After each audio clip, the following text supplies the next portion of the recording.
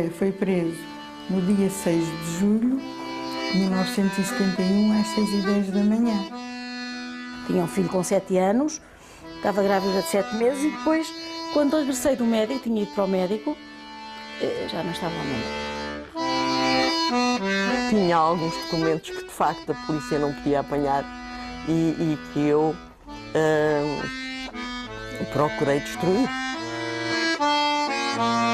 Sabia que a razão porque meu marido estava preso não era uma razão por crime, era uma pessoa que reivindicou o melhor para o país e pronto, e não podia, não é? Na primeira prisão do meu marido foi de Salazar, na segunda já foi o Caetano. Eram iguais, só que eram muito mais requintadas as estruturas na altura do Caetano. Ali já não se matava ninguém, só se torturava.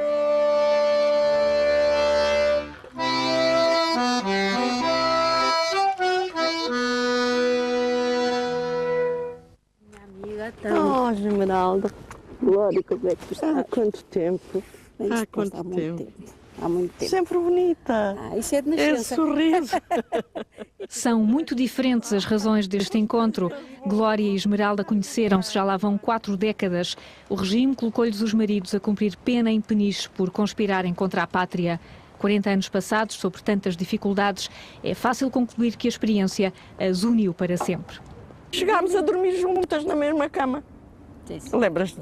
E ficávamos a conversar, a conversar. A nossa amizade vai durar dura sempre. Toda a vida. Até morrer. Podemos não nos ver, Não nos podemos ver, mas não. a amizade é sempre, Mas quando sabemos que acontece uma coisa a alguém, não é só entre nós, é entre nós todas. E não importa a origem, a profissão, a idade ou a militância. De repente, sem marido, muitas vezes com filhos e sempre desprevenidas, acabam por assumir uma espécie de irmandade. Esmeralda estava grávida do 2º filho quando a PIDE levou o marido. Eu tinha combinado com o meu marido que se fosse uma menina, escreveu-me. E eu escrevi-lhe e disse, se for uma menina, mande uma perna de galinha, se for um menino, mande uma asa. Assim, uma coisa feita à pressa e eu mandei-lhe uma perna de galinha, que era uma menina. O pai não esteve no nascimento da filha, nem podia contribuir para as despesas da casa. Valeu a Esmeralda a ajuda dos amigos. Tínhamos uma solidariedade dada por Batista Bastos. Era ele que me entregava. Íamos buscá-la ao Jornal da República. E que solidariedade era essa? Que ajuda era essa? Filha, não sei quanto era, se era 130 escudos. Era em dinheiro, não é? O jovem advogado Jorge Sampaio aceita defender o marido num jogo onde as regras estão viciadas à partida. Era um homem muito simpático, um homem novo, como lhe digo, tinha 26 anos, e eu também. E ele gostava muito de falar comigo porque eu era uma mulher do povo e ele vinha do outro lado, não é? Vinha de uma família burguesa e tal, mas de facto muito simpático. E foi ao julgamento do meu marido e levou 2 horas a ler a encíclica do Papa e nada safou a questão, não é? Nem o futuro Presidente da República o conseguiu tirar da prisão. Joaquim de Sousa Duarte reagiu violentamente quando foi condenado a 2 anos mais medidas de segurança. O meu marido saltou para cima do banco e disse, este povo que está aqui é que me há de libertar. E libertou mesmo. Coisas da vida, está a ver? Libertou mesmo, que ele saiu da cadeia de Peniche libertada pelo povo.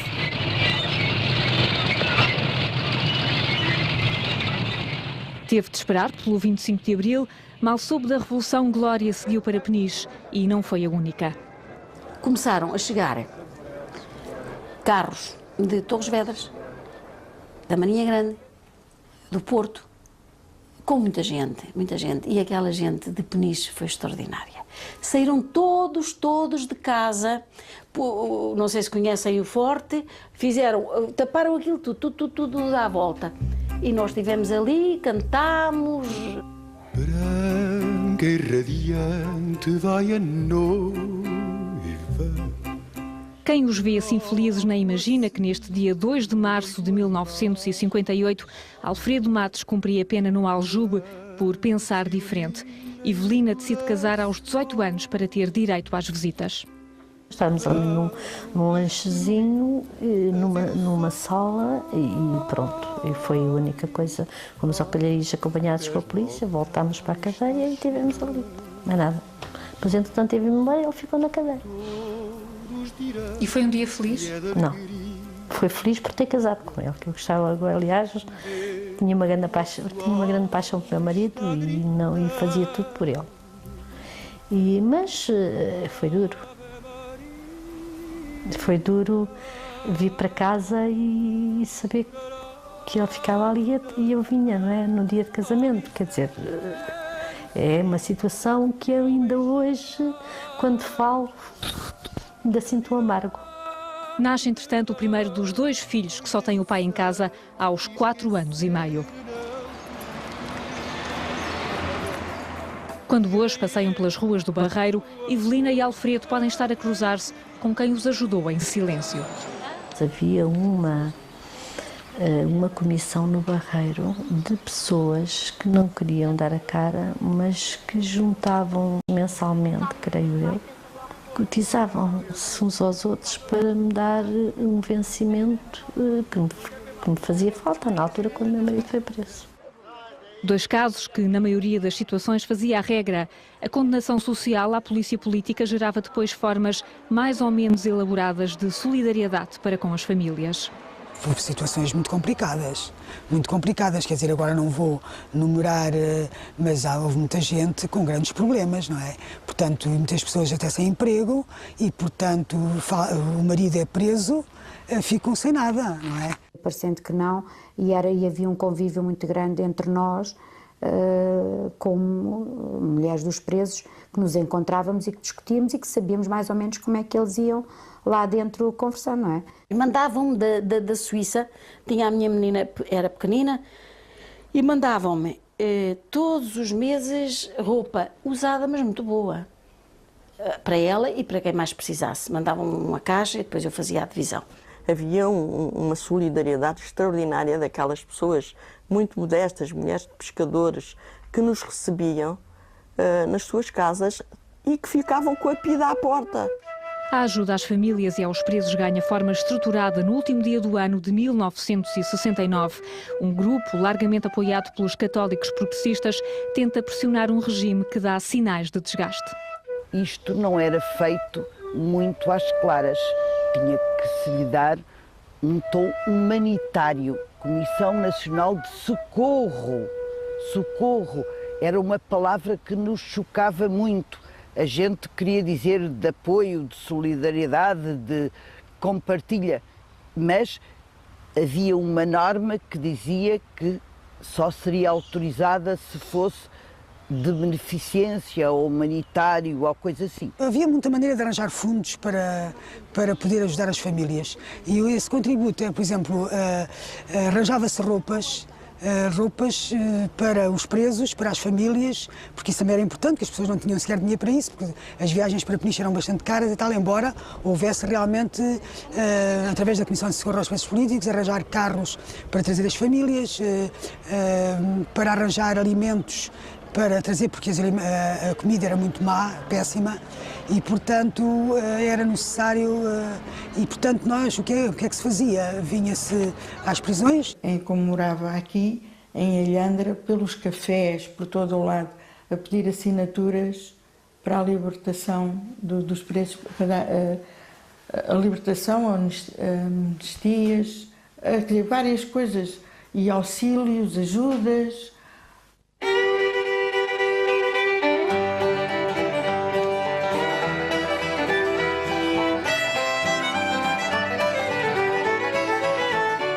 A Comissão decide ainda organizar colónias de férias para os filhos dos presos políticos.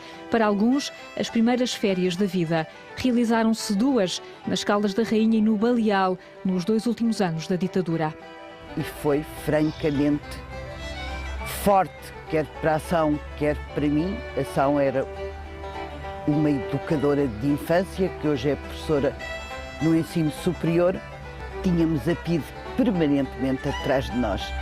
E era francamente divertido, talvez pela nossa juventude e pela nossa inconsciência, a cumplicidade que criámos com as crianças utentes da colónia, porque eles perguntavam-nos assim: "Ó Catalina, aqui podemos cantar o Avante ou não?"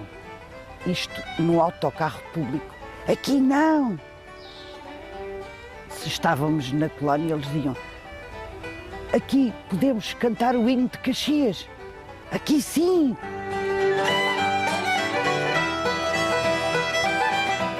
E à noite fazíamos tendas de índios e grandes fogueiras, e eles, nas visitas, combinavam com os pais fazer sinais de fumo e sinais de fogo durante a noite. Era muito engraçado. Até as pessoas que tinham medo de nos apoiar deixavam-nos à porta cestos de fruta à noite ou caixas de peixe trazido da lota e desapareciam. Outros não, davam a cara, convidavam-nos para ir às suas quintas com os miúdos, passar tardes inteiras. Davam-nos coisas que a gente nem sequer sabia cozinhar. Uma vez deram-nos patos, mas patos d'água, que agora eu sei que se têm que esfolar, não se depenam. Depenámos patos durante um dia inteiro e sobravam sempre penas. Há muito que perdeu a conta às viagens que fez a Peniche para visitar o marido, o irmão, os camaradas ou simplesmente apoiar quem precisava. Pois era, a frustração era esta, nós fazíamos um grande esforço para vir e depois chegávamos aqui, era realmente uma hora ao parlatório, não é? Portanto, ficávamos entre vidros, nem sequer, e as crianças para elas também era um bocado complicado, porque nem sequer podiam tocar no pai, e portanto era um bocado complicado. Só o apoio da população de Peniche aliviava as dificuldades. Os donos já mudaram, mas aqui havia uma atenção especial para estas mulheres. Já não são os mesmos donos, mas lembro-me que era aqui esta mercearia que o senhor era muito simpático e dizia: não, ali para os presos venha comprar o que quiser, que eu não lhe levo dinheiro. Também não levavam dinheiro algumas das pessoas que alugavam quartos. Passados tantos anos, a memória é refrescada pelas fotografias da época. Em 1969, Luísa era uma rapariga de 9 anos. Já lancei isto. Pois sou. Já não sei. É, pá. Sou eu, sou pequenina. Quantos lá são? Não se lembra de mim. É pá, Era tão pequenina. Posso lhe dar um beijinho já agora? Acho que não estou a dar a sua volta. Para ver a casa. Agora, não, eu conheço a casa, mas aqui não está mudada, não é? Durante anos, a avó foi muito solidária com as famílias dos presos que estavam em Peniche. Era uma pessoa muito gira, nós gostávamos muito dela. E, aliás, acarinhámos também muito a Luizinha. Nós também, não é? Aqui era uma casa de jantar. Foi uma casa de jantar. Ali era um quarto. Pois, lembro-me perfeitamente disso tudo. Era as florzinhas. Sim. Depois nós subíamos aqui, de modo que aqui era o nosso quarto, onde dormíamos, muitas vezes, dormia aqui com muitas outras pessoas, com a Albina, com a Helena Cabrita, a mulher do Daniel Cabrita, dormimos aqui muitas vezes. Júlia Cartacho também teve de percorrer a estrada de Peniche. A tristeza nas visitas acabou no dia em que, à chegada ao parlatório, trocou olhares com o preso Dias Lourenço. E eu olhei, e ele olhou para mim, e ele viu, com certeza que eu tinha assim lágrimas, e fez-me assim, olhou para mim e fez-me um gesto para eu rir e ser assim, quer dizer, altiva. E também nunca mais me pude esquecer, porque ele a fazer aquilo deu-me força, porque realmente eu não tinha que estar assim, porque o meu marido não tinha feito mal a ninguém. Eu nunca fui uma visita e nunca lhe disse estas palavras assim: porque é que te metestes nestas coisas, agora escusava estar aqui. Não, só lhe disse, foi assim. E tenho as cartas que se podem ver. Não fizeste mal a ninguém, isto um dia... Quer dizer, tu e todos aqueles que estão aqui, que se fizeram isto para bem de toda a gente, para bem de todas as crianças, para que tenham vida melhor, vocês não merecem estar aqui. Por isso, eu penso que um dia vocês vão ter a recompensa. Demorou até chegar esse dia. Quando casou, Júlia não era simpatizante do regime, mas desconhecia que o marido estava tão envolvido na contestação à ditadura. Eu não sei se foi estar casada assim já há mais de um mês, é que o meu marido me pôs ao corrente a dizer que pertencia ao Partido Comunista e que andava na clandestinidade, que tinha umas reuniões, portanto, tinha que ser escondidas porque eram proibidas. 2 anos depois, o marido foi preso. Só ao fim de 15 dias teve visitas em Caxias. Eu, quando o vi, eu ia dizer qualquer coisa, mas o olhar do Zé e o mexer dos lábios percebi que eu não podia dizer, porque eu ia dizer assim: o que é que te fizeram? Porque ele não tinha o branco dos olhos, tinha tudo vermelho e aquilo fez muita impressão. E os pés não cabiam nos sapatos. Depois, eu naquela altura não soube, depois só mais tarde é que vim a saber que ele estava assim porque esteve na tortura do sono, que é 8 dias e 8 noites sem poder dormir. Os 20 meses seguintes foram um pesadelo, não só por si, mas pelo filho ainda bebê. Eu via aqueles casais com as crianças, assim, pronto, todos felizes, o pai e a mãe, e eu sentia-me, quer dizer, ver que o meu filho, quer dizer, não tinha o pai, quer dizer, e sentia. Eu tinha uma dor enorme de ele estar preso, mas também sentia uma dor enorme porque o menino tinha aquela fase de, portanto, com as suas gracinhas, de dizer, pronto, e o pai não ouvir.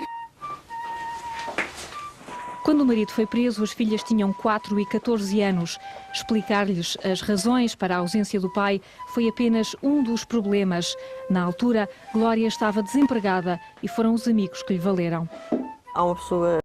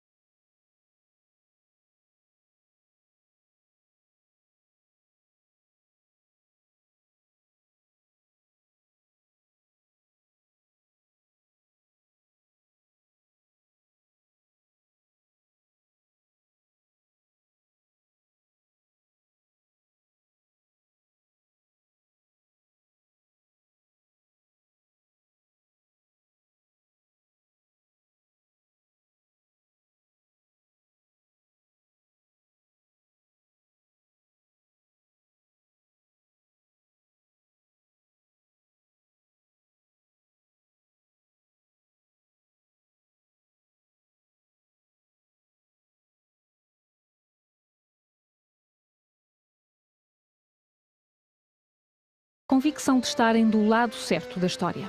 Se não tivéssemos passado por isso, não sabíamos avaliar o que outros sofreram. Porque isto é um tudo nada comparado com mulheres que estiveram anos e anos e anos separados dos maridos, com maridos que estiveram presos e depois outra vez, sabe? Tantos, não é? Eu soube dar o valor, apesar dele não estar tantos anos como tiveram outros camaradas, foi torturado, mas não teve torturas que tiveram os outros que levaram até à morte. E eu desejei sempre que um dia acontecesse qualquer coisa para bem dessas pessoas, que essas pessoas viessem todas para a rua e que as outras pessoas fossem castigadas por aquilo que fosse feito. Eu acho que sim, valeu a pena, porque realmente, de todos, do meu marido e de todos, não é? Valeu a pena, ainda bem. Senão ainda hoje andávamos aí aos segredinhos e ler aqueles jornaizinhos do Avante e outros mais às escondidas, e assim não, somos livres. Valeu a pena. Valeu muito a pena. Não nego nada. Não nego nada. Voltaria a fazer o mesmo. Mais ainda, se fosse possível. Pelo menos, por enquanto, liberdade de expressão. Estou a falar agora aqui que não podia falar noutro tempo, que tinha trazido aí a pida atrás.